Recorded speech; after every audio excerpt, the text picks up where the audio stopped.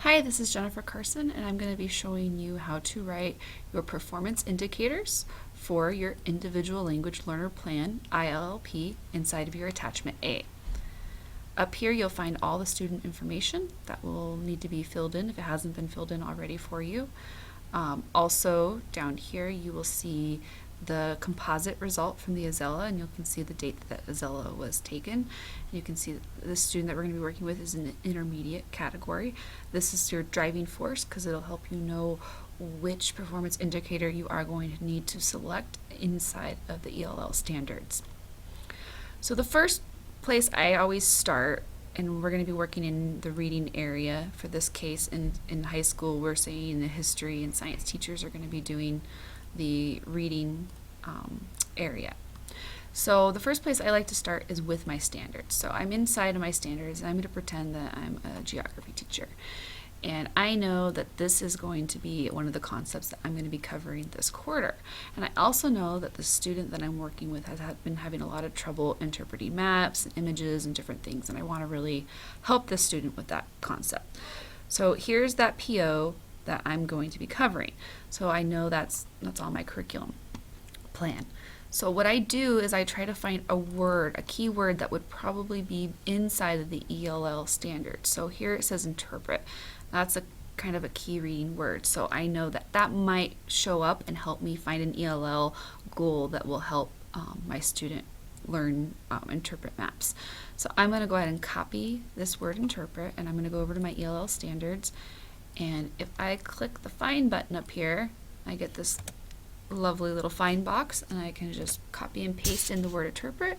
And you can see it shows me there's 12 different areas in my document where the word interpret is. So now I can read through just these 12 instead of the 25 pages, just these 12 different standards, and try to figure out, okay, is this going to help my student?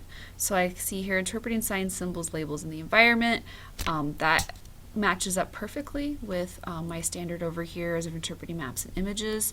So I'm going to go with this one, but I know that my student, if I look back at my attachment A, is an intermediate level. So I need to make sure I'm in the low or the high. He's still working on his skills, so I'm going to say he's in the low intermediate. So over here is the one that I would want to take. So I'm going to go ahead and I work backwards a little bit. I like to copy all of this stuff for the performance indicator. I copy that, and then I paste it over here. And you can see when you do that, anywhere there was a return, it copies that over. So you just have to take that out, a little formatting issue, but that's okay. And then the other part that you want to make sure that you're copying over is the student will demonstrate knowledge of reading comprehension by, and you're going to paste that part in. Okay, so now I have my full standard and performance indicator written here. But now I need to make sure I have the coding of the correct performance indicator. So I'm going to come over here and show you this guy. This one is coding system for the domains. So you can see that the first part of the code is the stage that you're in. The next part is the domain. For listening and speaking, it's LS. For the one that we're working in right now for the example is reading, so it's going to be R. Then you have to find the standard number, and then finally the performance indicator goes afterwards. So keeping that in mind, we're going to go back to our ELL document, and I'm going to show you how to copy that over. So now I'm going to go over to my ELL document, and I'm going to first find the stage number, which is up here, which is the V or the 5. So I'm going to copy and paste that over, and then you do a dash.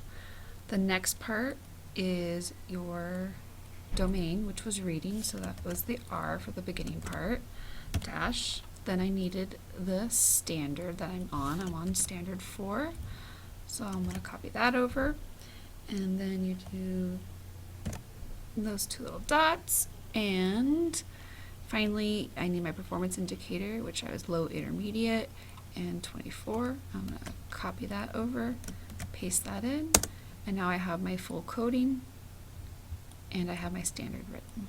So that would need to happen at least 3 more times. So you need 4 to 5 performance indicators per student.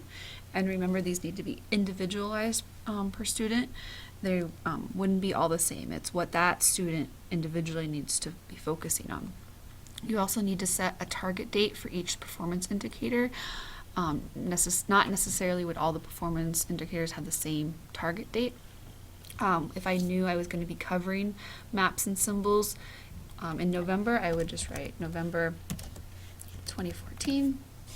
But maybe one of the next performance indicators I know I'll be covering in October, so then I would put October. And that is how you write your performance indicators for your ILLP.